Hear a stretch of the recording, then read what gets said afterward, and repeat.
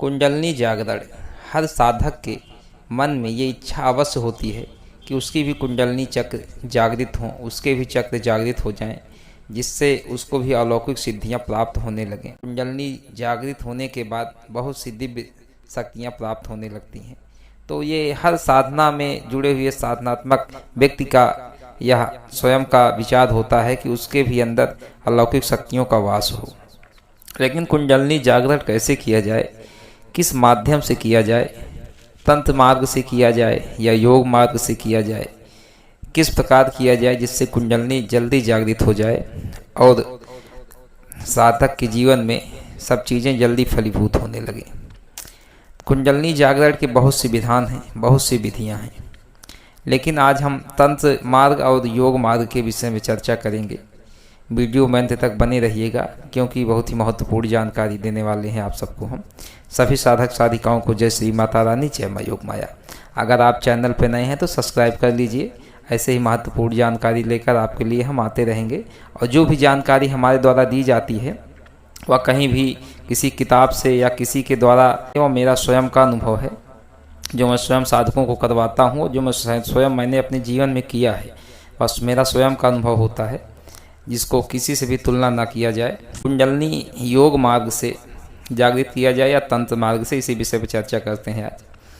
योग मार्ग में कुंडलनी जागरण के लिए सर्वप्रथम नाड़ी शोधन प्रक्रिया की जाती है। नाड़ी शोधन प्रक्रिया में कुंभक, रेचक, पूरक, जो प्राणायाम हैं, ये सब किए जाते हैं। और उसको करने के बाद तब जाके जब नाड़ी शुद्ध हो जाती है, ईड़ा, पिंगड़ा और सुषुम्ना, ये नाड़ियाँ शुद्ध हो जाती हैं, तब जाके कुंडलनी जागरण का नंबर आता है।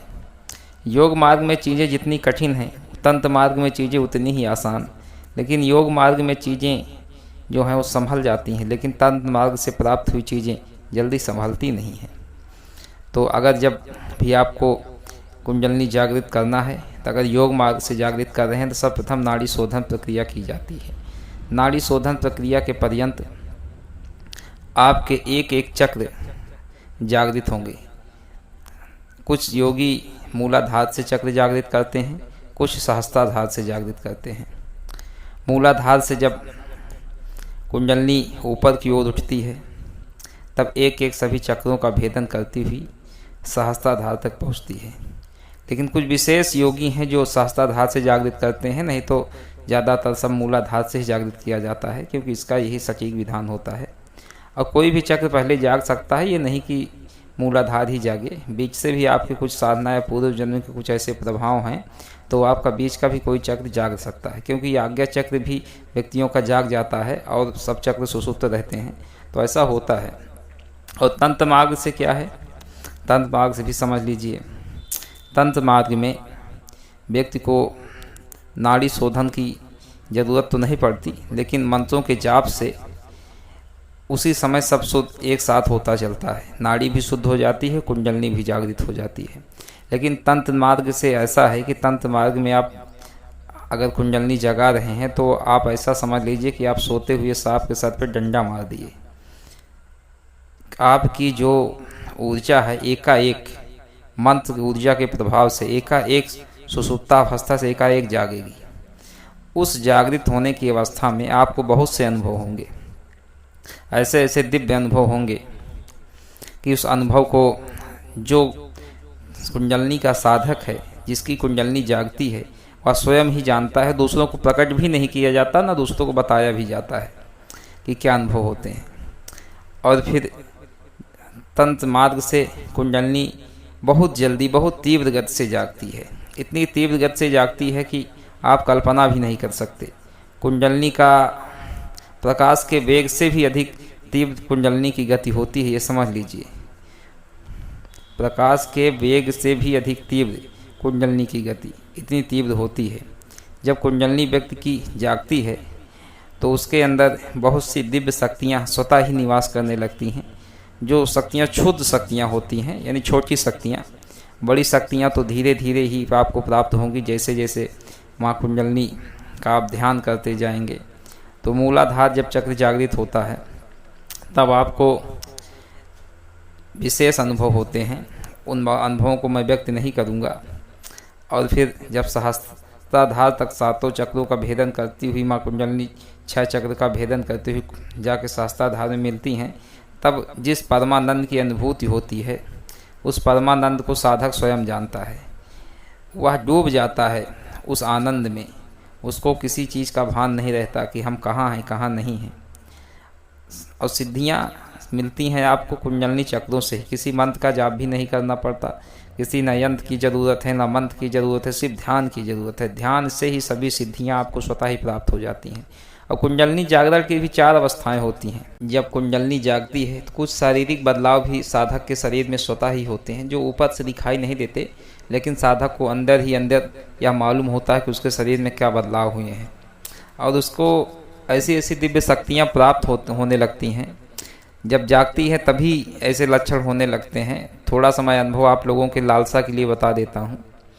जब आपकी कुंडलिनी जागेगी, जब माँ कुंडलिनी 6 चक्रों का भेदन करके सहस्त्राधार में पहुँचेंगी, तब आपको एक छोटा सा अनुभव बता देता हूँ। तो जिसकी कुंडलिनी जागृत होती है ऐसा अनुभव होता है। आपको भूख प्यास नहीं लगेगी, आपको भूख प्यास पे नियंत्रण मिल जाता है। आप 10-10, 15-15 दिन आप खाना नहीं खाएंगे, फिर भी आपको ऊर्जा की कमी महसूस नहीं होगी। आप पानी भी नहीं पिएंगे, फिर भी आपको प्यास नहीं लगेगी। अगर आप पी रहे हैं ठीक है, अगर नहीं पिएंगे आप जो है तो प्यास नहीं लगेगी आपको। तो ऐसा होता है कुंडलिनी जब जागृत होती है तब। और बहुत से दिव्य अनुभव है, तो छोटा सा 1.1% भी नहीं है, ऐसे बहुत से दिव्य अनुभव होते हैं जब कुंडलिनी जागृत होती है। तो अगर कोई साधक हमारे पास आके कुंडलिनी का अभ्यास करना चाहे या कुंडलिनी जागृत करना चाहे तो आके कर सकता है। हम योग मार्ग से भी जागृत करा देते हैं और तंत्र मार्ग से भी जागृत कराते हैं। हमने तो अपनी तंत्र मार्ग से जागृत की थी, योग मार्ग से नहीं की, लेकिन योग मार्ग की भी हमें उतनी ही अच्छी जानकारी है जितनी कि तंत्र मार्ग से है। तो आप भी अगर तंत्र मार्ग से जागृत करना चाहते हैं कुंडलिनी तो हमसे संपर्क कर सकते हैं। लेकिन यह एक दिन का खेल नहीं है कि आप आए, हम हाथ से छू दी, आपकी जागृत हो गई। और जो आप देखते हैं कि लोग 1 मिनट में कुंडलिनी जागृत करा रहे हैं, वो कुंडलिनी नहीं है, वो हिप्नोटिज्म है। वो सम्मोहन शक्ति के माध्यम से उनको जो है किया जाता है, इस वजह से ऐसा होता है। उनकी कुंडलिनी नहीं जागती। जिस समय कुंडलिनी जागती है वो विशेष ही क्षण होते हैं।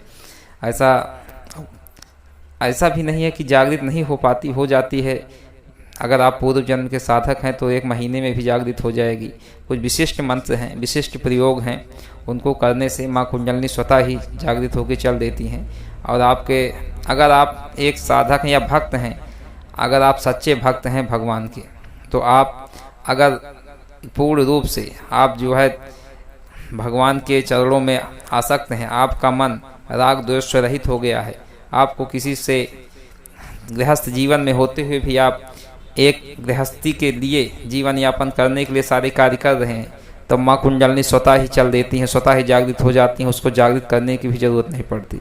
तो ऐसे ऐसे बहुत से विलक्षण कार्य हैं जो होते रहते हैं शरीर में, और जिसके अंदर घटित होते हैं वही जानते हैं। तो अगर आप भी करना चाहते हैं कुंडलिनी जागरण तो हमारे सानिध्य में आके कर सकते हैं।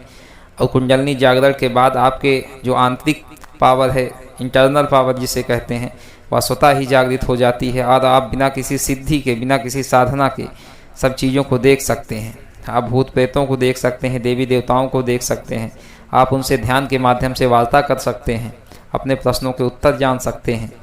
लेकिन कर्म फल तो सबको भोगना पड़ता है। इसका मतलब ये भी नहीं होगा कि आप बात कर लें तो आपको कुछ करना ना पड़ेगा। आपको कर्म अगर धरती पे है तो करना ही पड़ेगा। तो आप कुंडलिनी की साधना करना चाहते हैं तो आप आके हमारे पास कर सकते हैं। और भी अगर आप देवी देवताओं की साधनाएँ करना चाहते हैं तो आके कर सकते हैं। तब तक के लिए सभी साधक साधिकाओं को जय श्री माता रानी, जय माँ योग माया।